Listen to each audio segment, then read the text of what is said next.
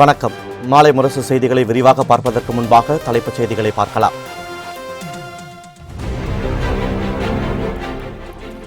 பதிவு செய்யப்பட்ட அங்கீகரிக்கப்படாத 39 கட்சிகளுக்கு சின்னம் ஒதுக்கியது தேர்தல் ஆணையம். நடிகர் கமல்ஹாசனின் மக்கள் நீதி மய்யம் கட்சிக்கு பேட்டரி டார்ச் லைட் சின்னம் ஒதுக்கீடு.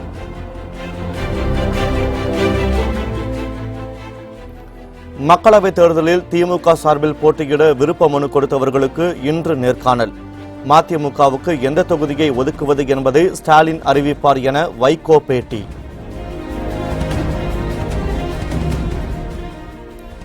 தமிழகம் முழுவதும் 43,000 இடங்களில் போலியோ சொட்டு மருந்து முகாம். குழந்தைகளுக்கு சொட்டு மருந்து வழங்கி துவக்கி வைத்தார் முதலமைச்சர் எடப்பாடி பழனிசாமி.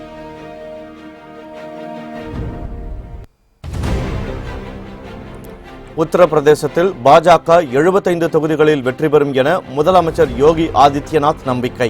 பிரதமர் நரேந்திர மோடி சர்வாதிகாரியைப் போல செயல்படுவதாக நடிகை விஜயசாந்தி கருத்து.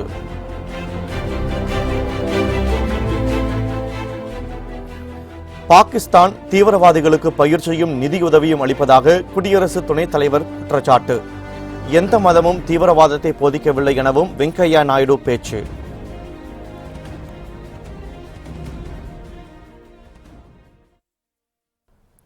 இனி விரிவான செய்திகளை பார்க்கலாம். நடிகர் கமல்ஹாசனின் மக்கள் நீதி மய்யம் கட்சிக்கு பேட்டரி டார்ச் லைட் சின்னத்தை தேர்தல் ஆணையம் ஒதுக்கியுள்ளது. பதிவு செய்யப்பட்டுள்ள அங்கீகரிக்கப்படாத 39 அரசியல் கட்சிகளுக்கு தேர்தலில் போட்டியிடுவதற்கான சின்னத்தை தேர்தல் ஆணையம் வழங்கியுள்ளது. தமிழகத்தில் மக்கள் நீதி மய்யம் கட்சிக்கு பேட்டரி டார்ச் லைட் சின்னம் ஒதுக்கப்பட்டுள்ளது.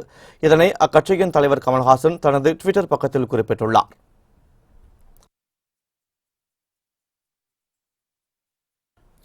அதிமுக தேமுதிக கூட்டணி குறித்து இன்று அதிகாரப்பூர்வ அறிவிப்பு வெளியாக உள்ளதாக கூறப்படுகிறது.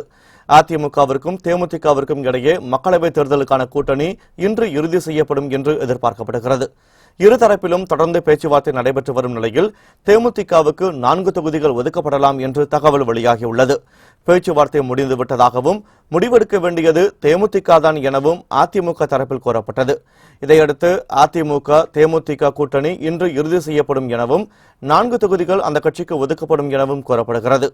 தமிழ் மாநில காங்கிரஸ் கட்சியும் இந்த கூட்டணியில் இடம்பெறும் என்று எதிர்பார்க்கப்படுகிறது.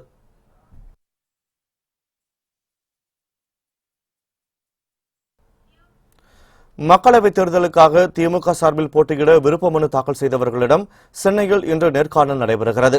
தமிழகத்தில் காலியாக உள்ள 21 சட்டப்பேரவை தொகுதிகளுக்கான இடைத்தேர்தலில் போட்டியிடும் திமுக வேட்பாளர்களுக்கான நேர்காணல் சென்னை அறிவாலயத்தில் நேற்று நடைபெற்றது. திமுக தலைவர் மு.க. ஸ்டாலின், துரைமுருகன், டி.ஆர். பாலு ஆகியோர் விருப்ப மனு தாக்கல் செய்தவர்களிடம் நேர்காணல் நடத்தினர். இன்று மக்களவைத் தேர்தலில் போட்டியிட விருப்ப மனு தாக்கல் செய்தவர்களிடம் நேர்காணல் நடத்தப்படுகிறது. இந்த நிலையில் மதிமுகவுக்கு ஒதுக்கப்பட்ட ஒரு தொகுதியில் எந்த இடம் என்பதை தெரிந்து கொள்வதற்கான பேச்சுவார்த்தை இன்று நடைபெற்றது.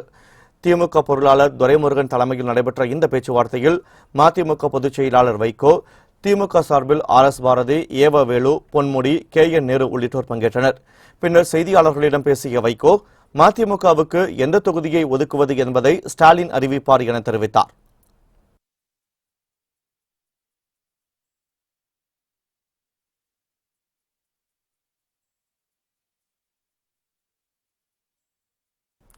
மக்கள் நல்வாழ்வு மற்றும் குடும்ப நலத்துறை சார்பில் போலியோ சொட்டு மருந்து முகாமை முதலமைச்சர் எடப்பாடி பழனிசாமி சென்னையில் இன்று துவக்கி வைத்தார்.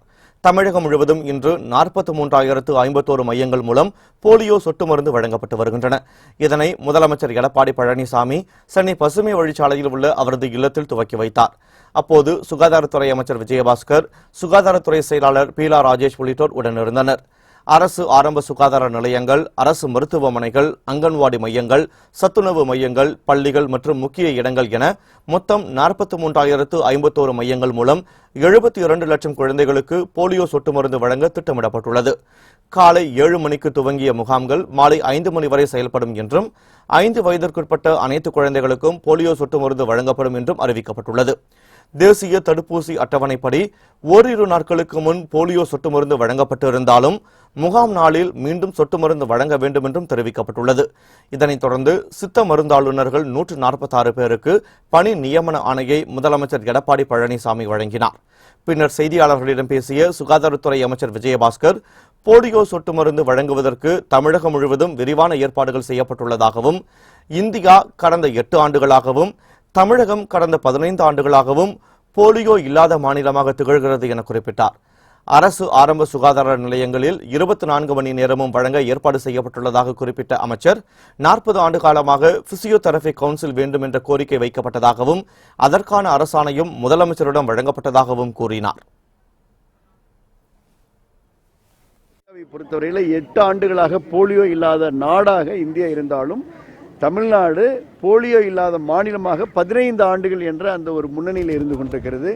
அரசு ஆரம்ப சுகாதார நிலையங்களில் 24/7 இரவு நேரத்திலையும் எந்த நேரமும் 24/7 வழங்குவதற்கு விரிவான ஏற்பாடுகள் வழங்கப்பட்டிருக்கின்றன. ஒரு 40 ஆண்டுகளாக பிசியோதெரபி கவுன்சில், அதாவது பிபிடி முடித்த பிசியோதெரபி கவுன்சில் அவங்க வேணுன்ற கோரிக்கை இருந்தது. அந்த கோரிக்கையை மாண்புமிகு முதலமைச்சர் ஏற்று இப்போ நம்முடைய அரசு செயலாளர் வந்து அதற்கான அரசாணை பிறப்பிச்சிருக்கிறாங்க.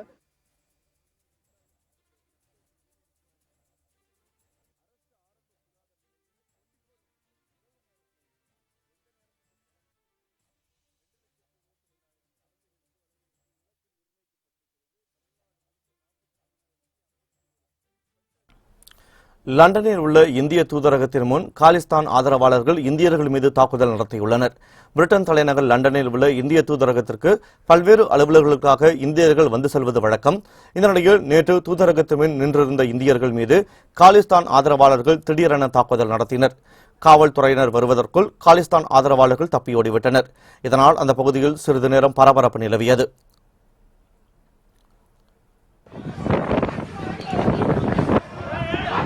Where's the police?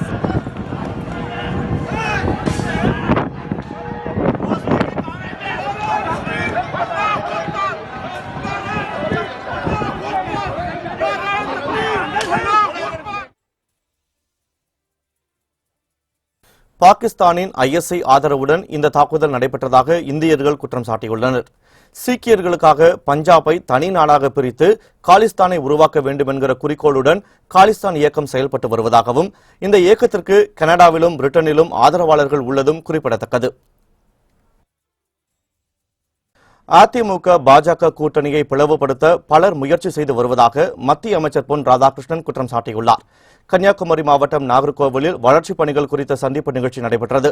மத்திய இணை அமைச்சர் பொன் ராதாகிருஷ்ணன் தலைமையில் நடைபெற்ற இந்த நிகழ்ச்சியில் மாவட்டத்தின் பல்வேறு பகுதிகளில் இருந்து ஏராளமானோர் கலந்து கொண்டனர். பின்னர் செய்தியாளர்களிடம் பேசிய மத்திய இணை அமைச்சர் பொன் ராதாகிருஷ்ணன், அதிமுக பாஜக கூட்டணியை பிளவுபடுத்த எதிர்க்கட்சியினர் முயற்சித்து வருவதாக குற்றம் சாட்டினார். 7 பேர் விடுதலை தொடர்பாக நடைபெற்ற மனித சங்கிலி போராட்டத்தில் அரசியல் விளையாடுவதாகவும் அப்போது அவர் குறிப்பிட்டார். மக்கள் தெளிவாக இருக்கிறாங்க. பிரதமர் நரேந்திர மோடி அவர்களுக்கு தமிழகத்தில் இதற்கு முன்பாக இருந்த ஒரு செல்வாக்கு இன்னைக்கு பல மடங்கு அதிகமாக இருக்கிறத தமிழ் ஊடகங்களே காட்டிக்கிட்டு இருக்கிறாங்க. தலைமையிலான கூட்டணிக்கு குழப்பம் ஏற்படுத்துறதுக்கு எதிர்க்கட்சிகள் முயல்வதாக முதலமைச்சர் பல பேர் முயன்று கொண்டிருக்கிறார்கள். முயற்சி நிச்சயமாக மிகப்பெரிய தோல்வியில் அமையும். மனித சங்கிலி போராட்டம் அரசியல் எதிலெல்லாம் விளையாடிட்டு இருக்குது அப்படிங்கிறத நீங்க கண்கூடா பார்த்துட்டு இருக்கீங்க.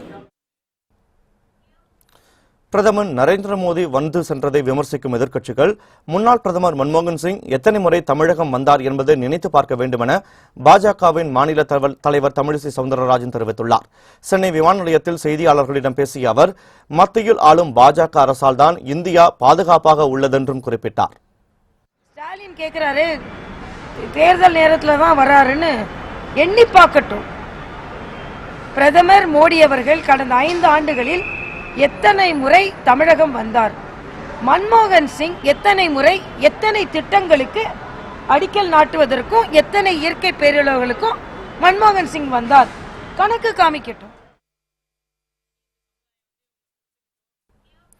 மத்தியில் மீண்டும் பாஜக ஆட்சிக்கு வந்துவிட்டால் மதசார்பற்ற நாடாக இந்தியா தொடருமா என்பது கேள்விக்குறியாகிவிடும் என மனிதநேய மக்கள் கட்சியின் மாநில தலைவர் ஜவாஹிருல்லா தெரிவித்துள்ளார். விழுப்புரத்தில் நடைபெற்ற நிகழ்ச்சி ஒன்றில் கலந்து கொண்ட பின்னர் செய்தியாளர்களிடம் பேசிய அவர் 40 தொகுதிகளிலும் திமுக காங்கிரஸ் கூட்டணி வேட்பாளர்களின் வெற்றிக்காக பாடுபடுவோம் எனவும் குறிப்பிட்டார். பாஜக மத்தியிலே ஆட்சிக்கு வந்துவிட்டால் நமது நாடு மதசார்பற்ற ஜனநாயக சோசியலிச நாடாக தொடருமா என்பது கேள்விக்குறியாக ஆகக்கூடிய நிலை வருகின்ற நாடாளுமன்ற தேர்தலிலே தமிழ்நாட்டிலும் புதுச்சேரியிலும் 40 தொகுதிகளிலும் திராவிட முன்னேற்ற கழகத்தின் தலைமையிலான கூட்டணியை ஆதரிப்போம். தேர்தல் ஆதாயத்திற்காக ஜம்மு காஷ்மீரை போர்க்களமாக மாற்ற அனுமதிக்க மாட்டோம் என்று மெஹபூபா முஃப்தி தெரிவித்துள்ளார். மக்கள் ஜனநாயக கட்சியின் தலைவரும் ஜம்மு காஷ்மீர் முன்னாள் முதலமைச்சருமான மெஹபூபா முஃப்தி செய்தியாளர்களை சந்தித்தார். அப்போது பேசிய அவர், காஷ்மீரில் இரும்பு கரம் கொண்டு அடக்குவது மற்றும் மாநில மக்களை அச்சுறுத்துவது ஆகியவற்றை மத்திய அரசு செய்து வருவதாக குற்றம் சாட்டினார். ஜமாத்தே இஸ்லாமி ஜம்மு காஷ்மீர் என்ற அமைப்பை தடை செய்திருப்பது ஜனநாயக விரோதமானதும் அரசமைப்பு சட்டத்திற்கு எதிரானது என்றும் குறிப்பிட்ட அவர், அந்த அமைப்பு ஒரு சமூக மத ரீதியிலான அமைப்பு என விளக்கமளித்தார். பாஜகவின் கொள்கைகளை யார் எதிர்த்தாலும் அதற்காக பழிவாங்கும் நடவடிக்கையில் அந்த கட்சி இறங்குவதாகவும் அவர் குறிப்பிட்டார். தேர்தல் ஆதாயத்திற்காக ஜம்மு காஷ்மீரை போர்க்களமாக மாற்ற பாஜக முயற்சி செய்து வருவதாக குற்றம் சாட்டிய மெஹபூபா முஃப்தி, அதனை ஒருபோதும் அனுமதிக்க மாட்டோம் என திட்டவட்டமாக கூறினார். அமைதி பேச்சுவார்த்தை ஒன்றே காஷ்மீர் பிரச்சினைக்கு தீர்வாக அமையும் என்றும் அவர் கருத்து தெரிவித்தார்.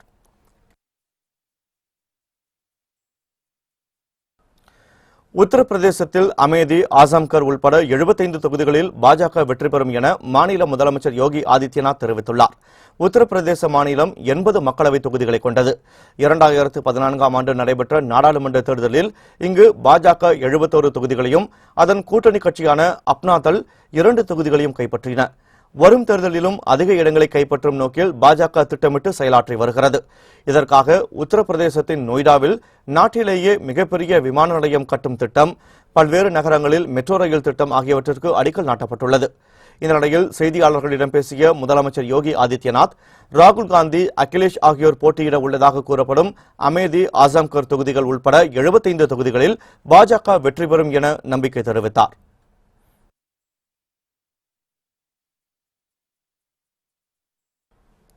பாதுகாப்பு படையினரின் படங்களை தேர்தல் பிரச்சாரத்திற்கு பயன்படுத்தக்கூடாது என அனைத்து அரசியல் கட்சிகளுக்கும் தேர்தல் ஆணையம் அறிவுறுத்தியுள்ளது.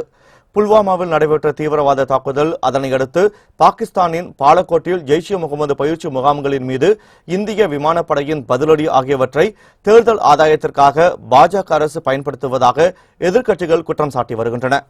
படையினரின் படங்கள் அரசியல் கட்சிகளால் தேர்தல் பிரச்சாரங்களில் பயன்படுத்தப்பட்டு வருவது குறித்து தேர்தல் ஆணையத்திற்கு பாதுகாப்பு அமைச்சகம் கடிதம் எழுதியிருந்தது. பாகிஸ்தான் மீதான இந்திய விமானப்படை தாக்குதலை தேர்தல் ஆதாயம் அடைவதற்காக பாஜக பயன்படுத்துவதாக குற்றம் சாட்டி கடற்படை முன்னாள் தளபதி ராம்தாஸும் தேர்தல் ஆணையத்திற்கு கடிதம் எழுதியிருந்தார். இந்த நிலையில் அரசியல் கட்சிகளின் விளம்பரங்களிலோ தேர்தல் பிரச்சாரங்களிலோ படை வீரர்களின் படங்களை பயன்படுத்தக்கூடாது என தேர்தல் ஆணையம் அறிவுறுத்தியுள்ளது. இதுகுறித்து வேட்பாளர்களுக்கு கட்சித் தலைவர்கள் தகுந்த அறிவுறுத்தல்களை வழங்க வேண்டும் என்றும் தெரிவித்துள்ளது. நவீன ஜனநாயகத்தில் முப்படைகளும் அரசியல் சார்பற்றவை, சமநிலையானவை என்றும் தேர்தல் ஆணையம் குறிப்பிட்டுள்ளது.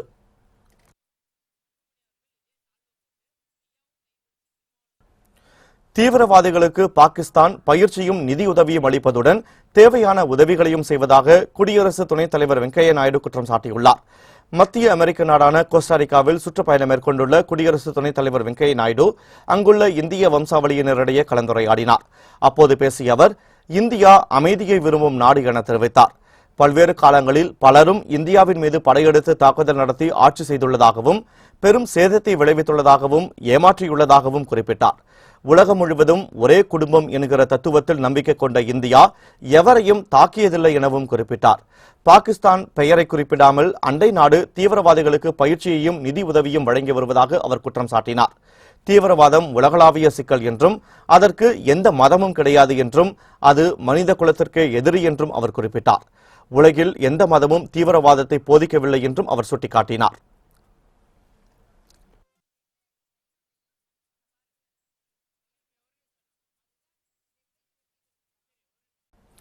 குஜராத் மாநிலத்தில் காங்கிரஸ் கட்சியில் இருந்து விலகி பாஜகவில் இணைந்த ஜவஹர் சாவ்டா உள்பட 3 பேருக்கு அமைச்சர் பதவி வழங்கப்பட்டுள்ளது.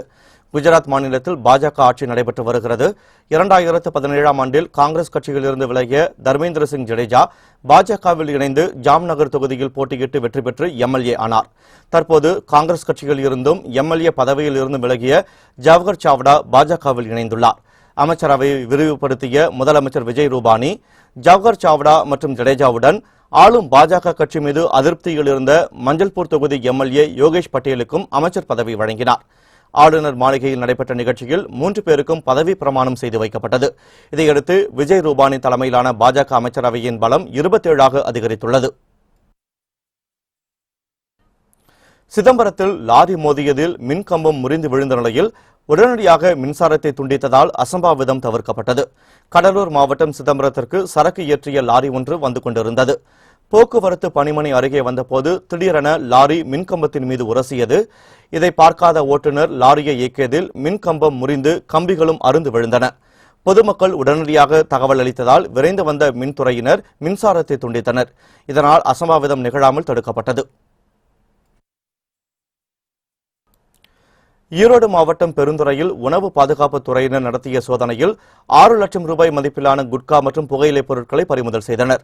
பெருந்துறை பேருந்து நிலையத்தில் தேவதாஸ் என்பவரின் அரிசி கடையிலும் தென்றல் நகரில் உள்ள அவரது வீட்டிலும் உணவு பாதுகாப்பு துறையினர் சோதனை நடத்தி 102 கிலோ புகையிலைப் பொருட்களை பறிமுதல் செய்தனர்.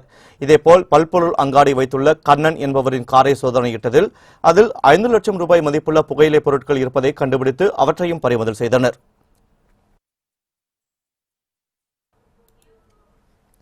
புதுச்சேரியிலிருந்து கடலூருக்கு கடத்தப்படவிருந்த 7 லட்சம் ரூபாய் மதிப்பிலான மது பாட்டில்கள், கடத்தலுக்கு பயன்படுத்தப்பட்ட கார் ஆகியவற்றை மதுவிலக்கு பிரிவினர் கைப்பற்றினர்.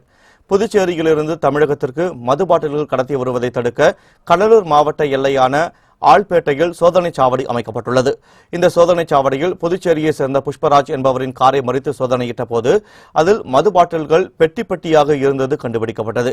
இதையடுத்து 1920 மது பாட்டில்களையும் கடத்தலுக்கு பயன்படுத்தப்பட்ட காரையும் கைப்பற்றிய மதுவிலக்கு பிரிவினர் புஷ்பராஜிடம் விசாரணை மேற்கொண்டு வருகின்றனர்.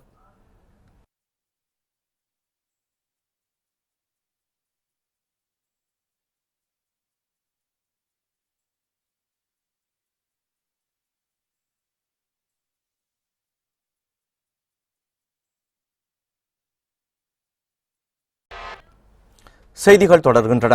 மதுரை மத்திய சிறைச்சாலையில் காவல் உதவி ஆணையர் அலெக்சாண்டர் தலைமையில் 100க்கும் மேற்பட்ட காவலர்கள் அதிரடி சோதனை நடத்தினர். தடை செய்யப்பட்ட செல்போன், போதைப் பொருட்கள் ஆகியவற்றை மதுரை மத்திய சிறைச்சாலையில் உள்ள கைதிகள் பயன்படுத்துவதாக காவல் உதவி ஆணையர் அலெக்சாண்டருக்கு தகவல் கிடைத்தது. இதையடுத்து அவருடைய தலைமையில் காவல் ஆய்வாளர்கள், சார்பு ஆய்வாளர்கள், காவலர்கள் என 100க்கும் மேற்பட்டோர் சிறைச்சாலையில் அதிரடியாக சோதனையில் ஈடுபட்டனர். கைதிகளிடமும் அவர்களுடைய அறையிலும் தடை செய்யப்பட்ட செல்போன், கஞ்சா, போதைப் பொருட்கள் உள்ளிட்ட பொருட்கள் உள்ளனவா என சோதனை மேற்கொள்ளப்பட்டது.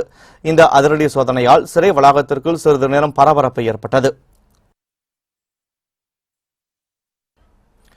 வத்தலகுண்டுவில் புலித்தோலை விற்பனை செய்த கும்பலை பிடிக்க முயன்ற வனத்துறையினரை கத்தியால் குத்திவிட்டு தப்பியோடிய குற்றவாளிகளை காவல்துறையினர் தேடி வருகின்றனர்.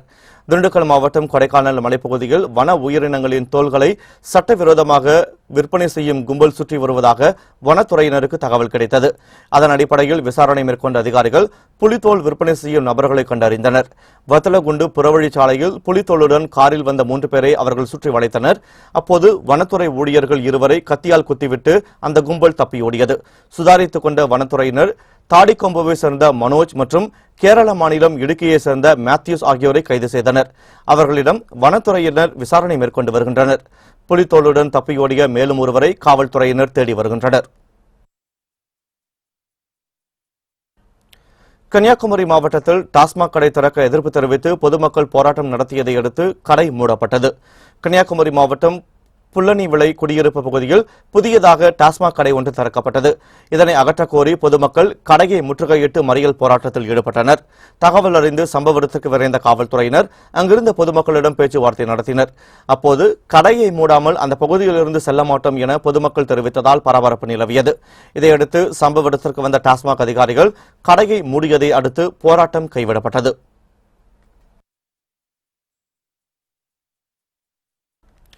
சத்தீஸ்கரில் பல குற்ற வழக்குகளில் தேடப்பட்டு வந்த நக்சல் இயக்கத்தை சேர்ந்த பெண் தீவிரவாத போக்கை கைவிட்டு மனம் திருந்தி காவல்துறையிடம் சரணடைந்தார். நக்சல் பயங்கரவாத அச்சுறுத்தல் உள்ள மாநிலங்களில் சத்தீஸ்கரும் ஒன்று. தீவிரவாதத்தை கைவிட்டு இயல்பு வாழ்க்கை திரும்ப விரும்பும் நக்சலைட்டுகளுக்கு மத்திய மாநில அரசுகள் பல்வேறு மறுவாழ்வு திட்டங்களை செயல்படுத்தி வருகின்றன. இந்த நிலையில் சத்தீஸ்கர் மாநிலம் ராஜ்நாக்டான் மாவட்டத்தில் பல குற்ற வழக்குகளில் தேடப்பட்டு வந்த நக்சல் இயக்கத்தை சேர்ந்த பெண் ஒருவர் காவல்துறையிடம் சரணடைந்தார். அவரது இந்த செயலுக்கு பாராட்டு தெரிவித்த காவல்துறையினர் அவரது மறுவாழ்விற்கான ஏற்பாடுகள் செய்து தரப்படும் என தெரிவித்தனர். காவல்துறையிடம் சரணடைந்த அந்த பெண்ணிடம் இருந்து பயங்கர ஆயுதங்கள் மற்றும் வெடிபொருட்களும் பறிமுதல் செய்யப்பட்டன.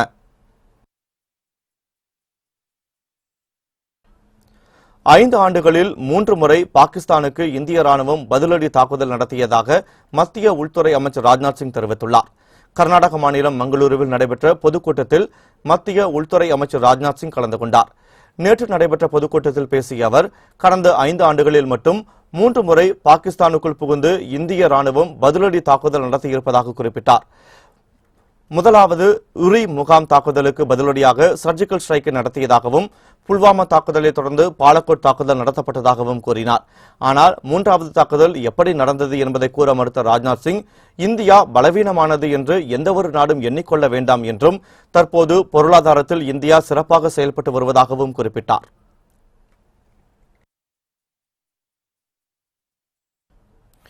குஜராத் மாநிலத்தில் காங்கிரஸ் கட்சியில் இருந்து விலகி பாஜகவில் இணைந்த ஜவஹர் சாவ்டா உள்பட 3 பேருக்கு அமைச்சர் பதவி வழங்கப்பட்டுள்ளது.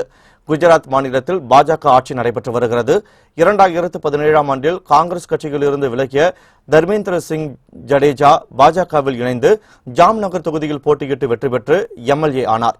தற்போது காங்கிரஸ் கட்சியில் இருந்தும் எம்எல்ஏ பதவியில் இருந்து விலகிய ஜவஹர் சாவ்டா பாஜகவில் இணைந்தார்.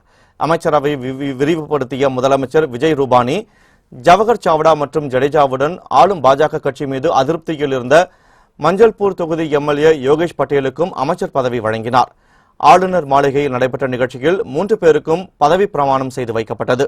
இதையடுத்து விஜய் ரூபானி தலைமையிலான பாஜக அமைச்சரவையின் பலம் 27ஆக அதிகரித்துள்ளது.